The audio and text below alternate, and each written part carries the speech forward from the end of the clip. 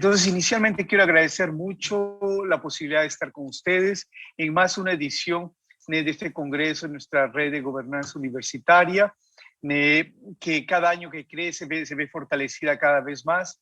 Quiero saludar a usted, profesora Wendoli, por el trabajo de coordinación, la alegría de reverla, al profesor Francisco Ganga, a profesora Dora, que pesquisadora portuguesa, sobre evaluación de educación superior, evaluación de la educación superior y también rankings académicos, y al profesor Santos López Leiva, que con él sí realmente la primera vez con quien estoy trabajando en esta oportunidad.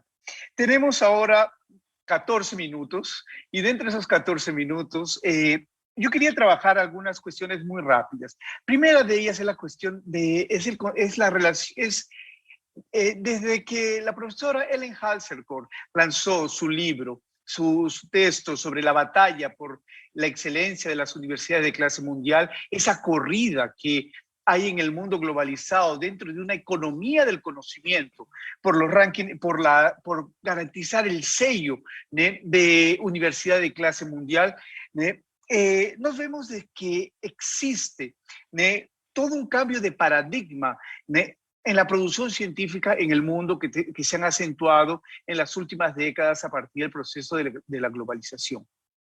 Y en esta corrida por las universidades de clase mundial, nosotros tenemos los rankings académicos como el grande sello, la grande chancela que identifica que distingue una universidad de otra.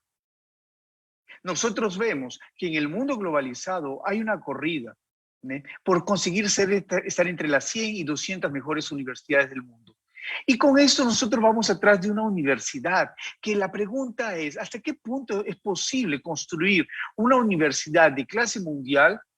¿O qué sería esta universidad de clase mundial en nuestros países de América Latina? Más todavía si nos consideramos que apenas 5% de la totalidad de las universidades del mundo pueden ser encuadradas dentro de las consideradas universidades de excelencia o las mejores universidades del mundo. No estamos hablando de Iberoamérica, estamos hablando del mundo. Y con esto, las universidades de clase mundial son instituciones que acaban adquiriendo características muy específicas. Son potencias en campos de ciencia aplicada, innovación tecnológica por medio de sus patentes, son excelencia en la producción científica, artículos científicos, son excelencia en la producción de profesionales calificados que atienden inmediatamente las demandas del mercado. Y también son instituciones que su propio concepto de responsabilidad social ultrapasa totalmente la frontera de su entorno territorial. En Stanford no está, el entorno territorial de Stanford, sin duda alguna, no es Palo Alto, no es California, no es solamente los Estados Unidos. El entorno territorial, a partir de la cual Stanford lleva para el mundo sus conocimientos, sus servicios, prácticamente su entorno es planetario. Y son universidades que tienen estas características específicas y países que corren, hacen esfuerzos y muchas veces esfuerzos altamente cuestionables, que acaban sacrificando la posibilidad de tener un sistema más de amplia accesibilidad, sistemas de educación superior basados en una excelencia o en un proceso de continua mejoría de las instituciones para adoptar procesos un tanto cuestionables, como por ejemplo levantar pequeños números de universidades, aquellas que ya tienen una cierta potencia para este grado, o unir universidades en sus experiencias para poder aspirar a una internacionalización mayor, o hasta inclusive existen experiencias de inicio de nuevas universidades. Pero la pregunta que sería, que el propio profesor Yamil Salmi nos coloca en su libro clásico, El desafío de la construcción de las universidades de clase mundial, nos coloca, ¿realmente será que nuestros países necesitan? Y dentro de toda esa historia nos tenemos los rankings académicos, principalmente como herramientas en el campo de la evaluación educacional. Hasta la década década 80, 90 y prácticamente hasta el comienzo en la década del año 2000, La literatura era, por lo menos en Iberoamérica, es altamente resistente en relación a los rankings. Se relaciona al rankings, neoliberalismo, rankings y clasificación, meritocracia, y en cierta forma acabase colocando los rankings dentro de sus limitaciones, que son reales. Entre tanto, la literatura es clara. Los rankings, en vez de estar siendo eliminados o reducidos, en estos momentos están cada vez más potencializados y cada vez más surgen rankings diferentes que de una u otra forma, con diversos indicadores, con diversas estrategias de captación de datos, tentan establecer un concepto de calidad de la educación superior. Una calidad que se reduce a aquello que puede ser cuantificable. Es difícil, por ejemplo, evaluar la calidad de las universidades católicas, que tienen una misión social fuerte. Y como apunta Ellen Halser y Phyllis Albach, simplemente los rankings y las críticas son acentuadas. Tienen un componente comercial y principalmente ellos no consiguen captar lo que la gran mayoría de universidades, a lo que la gran mayoría de las universidades se dedican, que es la enseñanza. Infelizmente, no existen indicadores cuantitativos para poder traducir cuánto una institución puede acrecentar y marcar la vida de los estudiantes futuros profesionales. Con eso podríamos apuntar que los rankings académicos, con toda esta cultura de la performatividad dentro de un contexto de la sociedad del espectáculo, no podemos decir que los rankings universidades de clase mundial, esta excelencia, basado principalmente en indicadores de investigación científica, se insertan dentro de un gran escenario, este gran escenario que podemos llamar de este gran escenario que es la economía del conocimiento. El sello Universidad de Clase Mundial y la gran mayoría de indicadores criados son propicios para universidades, primero, que tienen alto flujo, alto acceso, frecuencia, flujo de alumnos de diversos países, y son instituciones que la gran mayoría de influencia anglosaxona tuvieron que tomar nuevas actitudes de aberturas a los mercados frente a los cambios que hubo en el Reino Unido en la medida en que hubo una transferencia del sector estatal para el sector privado de las universidades. Y con esto esas universidades se vieron obligadas a abrirse al mundo. Y con esto nosotros vemos que actualmente existen universidades consideradas de clase mundial que están entre las 100 mejores universidades del mundo, que abren sus filiales en otros países. Abren filiales o establecen relaciones de colaboración y confundan con universidades nacionales y crían universidades compartidas. Por ejemplo, nosotros tenemos este dato, en 2011, 210 filiales de universidades internacionales, la gran mayoría en Asia y Oriente Medio, siendo 78 de origen americana. La Universidad de Nueva York, por ejemplo, tiene filiales en Shanghái, Abu Dhabi y más 11 países. El poder de esta economía del conocimiento se refleja, sin duda alguna, en el caso paradigmático que es Australia, en el cual prácticamente es la tercera mayor fuente de divisas del país. Y son universidades altamente internacionalizadas. Pues bien, profesora, ¿cuántos minutos tengo? 7 minutos, profesor. Perfecto. Entonces ahora voy... Me toma 5 mejor. Perfecto. Recording in progress. Entonces, con eso quiero traer para ustedes ese desafío que tenemos en el mundo globalizado.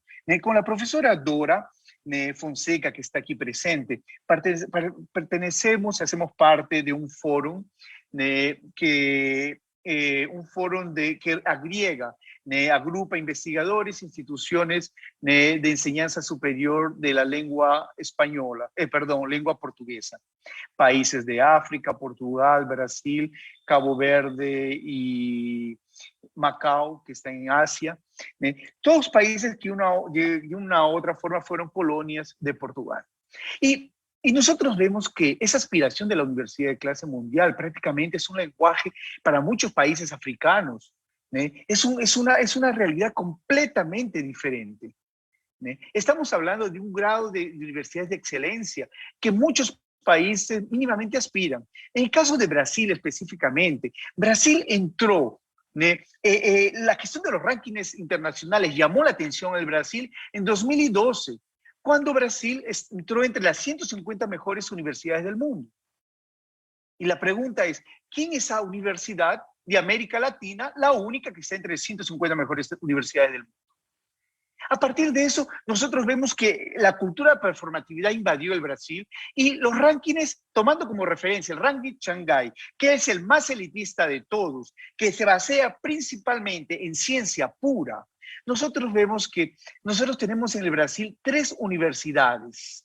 Las 3 universidades son del Estado de San Pablo, financiadas por el Estado de San Pablo, que una de ellas, entre las 150 mejores universidades del mundo, que subía, decía, ya llegó a estar entre las 200, ahora volvió a estar entre las 150, la Universidad de San Pablo, la UNESPI y la Universidad de Campinas están dentro de las 300 mejores.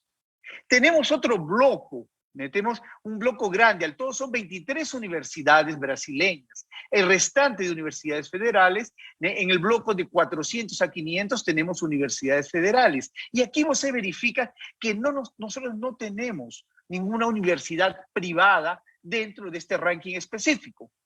Diferente podría ser la situación de otros rankings que utilizan otros indicadores de calidad.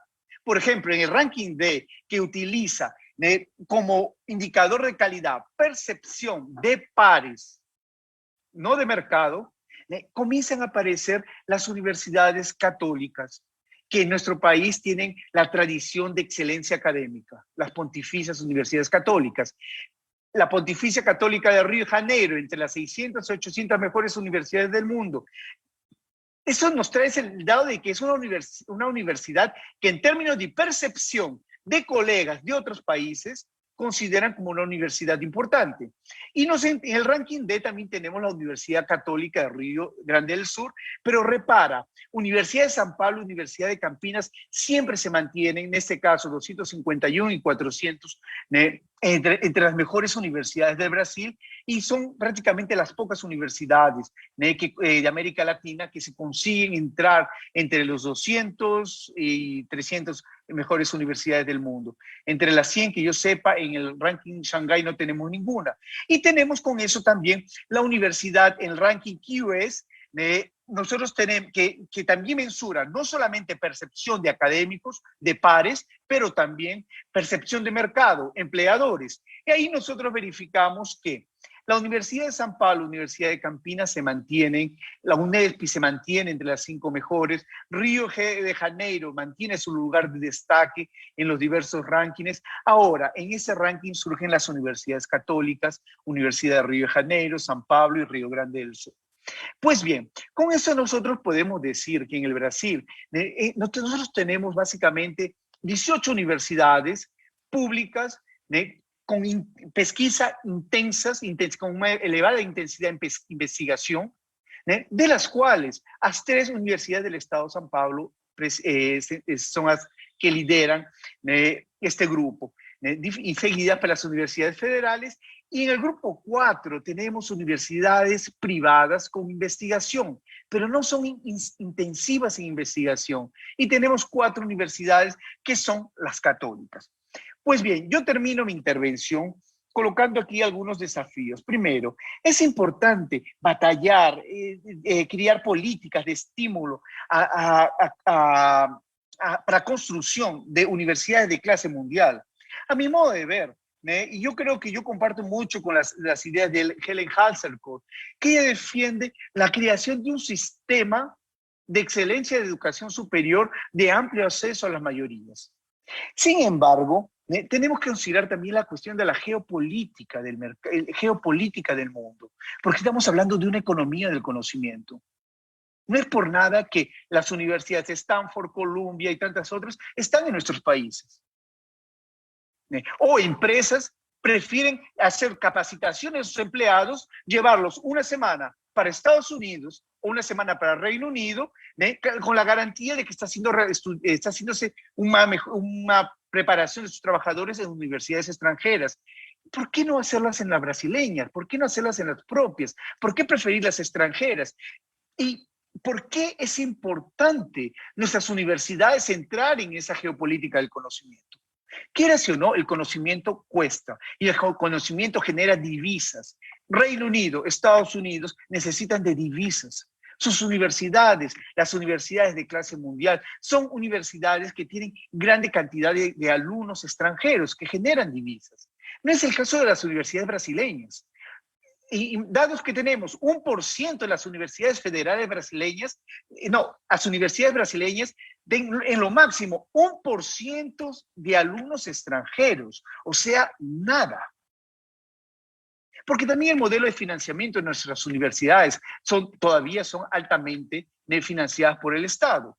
La pregunta es, para concorrer en este mercado de educación superior, generar divisas, llevar tu conocimiento para otras universidades, como por ejemplo Universidad de San Pablo y Campinas podrían ser. Sin duda alguna necesitaríamos un nuevo modelo de gestión, universidades emprendedoras, de las cuales Burton Clark nos hablaba, las cuales se da para un modelo de universidades diferentes.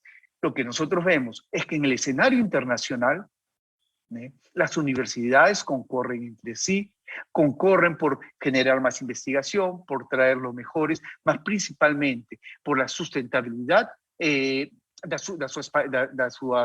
sus instituciones, y no solamente eso, también para la generación de divisas para ciudades. Ciudades universitarias se tornan atractivas, acaban generando empleos y por ahí va. Pues bien, encierro mi intervención, que imagino que ya debo estar pasando de los 5 a los 6 minutos, trayendo esta reflexión y esta perspectiva. Todo depende de la geopolítica y del lugar en que cada país quiere se insertar. Pero en nuestro país tenemos una frase que decimos, de nada sirve coger una frazada, cubrir solo una y dejarle los restantes con los pies fríos, descalzos. O sea, es importante pensar una política universitaria de excelencia ahora, para que las universidades brasileñas, que están entre las 200 mejores universidades, son universidades que necesitan tener una otra cultura para que realmente el sello de universidad de clase mundial tenga algún valor.